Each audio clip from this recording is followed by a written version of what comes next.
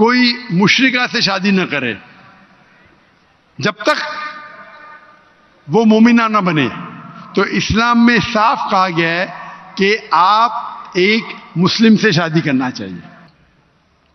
حدیث میں لکھا ہے کہ شادی کرنے کے لیے خاتون کو، عورت کو ولی کی ضرورت ہے، اور ولی والد ہے. لیکن اس میں اختلاف ہے. حنفی مذہب میں یہ ضروری نہیں، فرض نہیں ہے. اگر ولی والد اجازت نہیں دیتے تو دینا اچھی بات ہے، لیکن فرض نہیں ہے. باقی 3 ائمہ میں ولی والد ہونا ضروری ہے. لیکن آپ کے کیس میں اگر والد خوارج ہے تو یہ جو مسلم کے والدہ یا والد خوارج یا غیر مسلم ہے اس کے لیے لاگو ہوتا ہی نہیں. اگر آپ کے والد غیر مسلم ہیں یا خوارج ہے تو آپ پہ یہ حدیث لاگو ہی نہیں ہوتی ہے.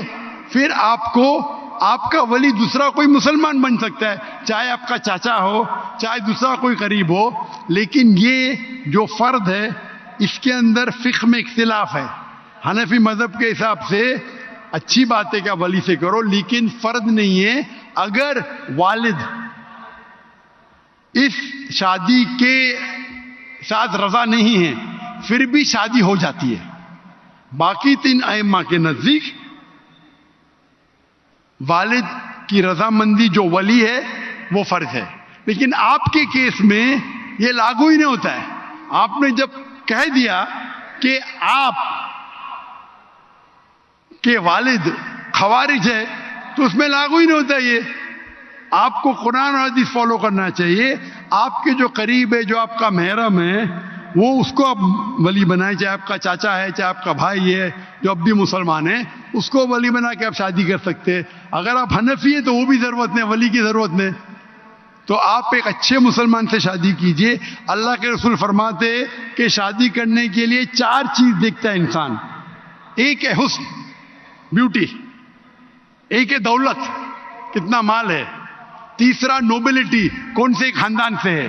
اور چوتھا ورچیو، ایمانداری، کتنا ایمان ہے، کتنا تقوی ہے. اور سب سے بہتر ہے تقوی. تو میری التجا آپ سے ہے کہ ایسے مرد سے شادی کرو جو تقوی والا ہے، وہ سب سے بہتر ہے.